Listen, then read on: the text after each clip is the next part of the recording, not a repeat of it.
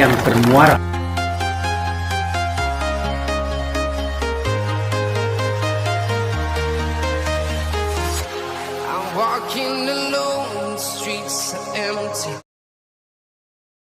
Assalamualaikum warahmatullahi wabarakatuh. Adik-adik sekalian yang berbahagia, kali ini setelah kita libur ya tahun baru, hari ini kita ketemu kembali perkuliahan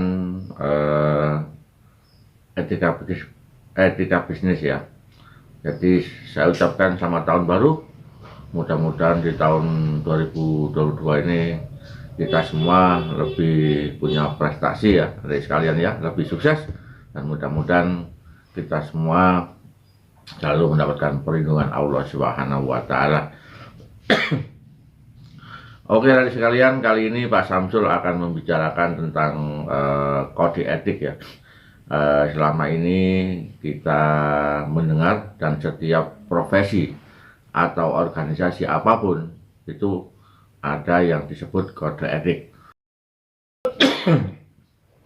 Seringkali ya dalam sebuah profesi pekerjaan itu kita mendengar kode etik ya, seperti ada kode etik guru jurnalistik, kemudian ada kode etik bidan ya, ada dokter, pengacara, dan lain sebagainya. Jadi di dalam sebuah profesi itu kita pasti ada yang disebut kode etik. Nah, ini kaitan dengan perkuliahan etika ya, etika bisnis. Nah, nanti kenapa etika dalam suatu kumpulan organisasi kita potong menjadi kode etik. Nah, secara singkat ya, kode etik itu merupakan pedoman ya, tingkah laku atau aturan yang harus diikuti, harus ditaati oleh anggota-anggotanya. Jadi kode etik itu sebuah ya semacam standar operasional prosedur ya bagi anggotanya untuk harus saling menjaga dan mentaatinya. Jadi di situ nanti kita jelaskan kode etik, kemudian apa tujuannya dan apa fungsinya. Kemudian kalau kita lihat istilah ya, karena seperti tempoh hari bahwa kode etik itu berasal dari kata etik ya. Etik itu etos yang sudah saya sebutkan di awal, yaitu artinya adalah watak dan budaya dan cara hidup tuh. Kemudian menurut para ahli ya, beberapa ahli menyebutkan kode etik itu memiliki maksud dan kurang lebih sama dengan setiap profesi berikut ini. Pengertian kode etik ya, menurut para ahli itu ada dari Abdul Qadir Muhammad, itu dia menyebutkan kode etik profesi adalah norma yang ditetapkan oleh kelompok profesi untuk mengarahkan, memberikan petunjuk kepada anggota bagaimana seharusnya berbuat dan sekaligus menjamin mutu moral profesi di masyarakat. Kode etik profesi ini merupakan produk etika terapan karena dihasilkan berdasarkan penerapan pemikiran etis dan profesi. Artinya kode etik ini merupakan sebuah aturan dalam sebuah profesi, dan aturan ini supaya tidak dilanggar oleh anggotanya itu ya. Kemudian kalau kita lihat tujuan kode etik tujuan kode etik itu adalah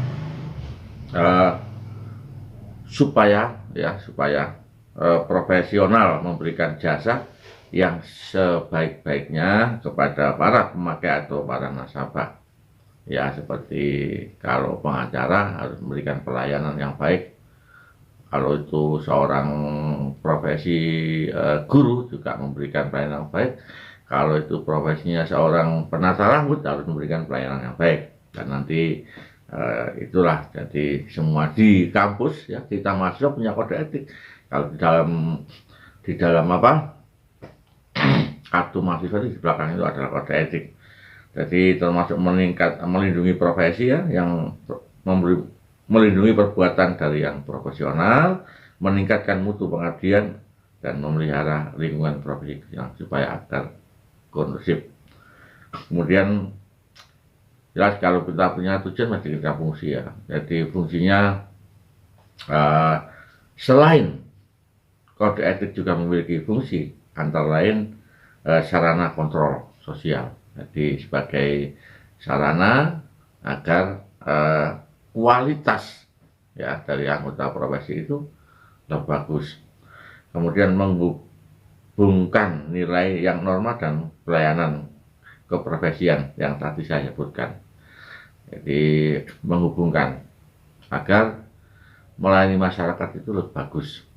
Jadi anggota itu diikat sebuah kode etik ya. Ya pernah kan kita mendengar kode etik jurnalistik, kode etik kedokteran, ya. Pencegahan campur tangan pihak lain yang dapat merugikan. Nah, diantaranya itu adalah orang lain tidak bisa mencampuri kalau bukan satu profesi dengan dia. Kemudian pencegahan kesalahpahaman dan konflik antar masyarakat. Nah,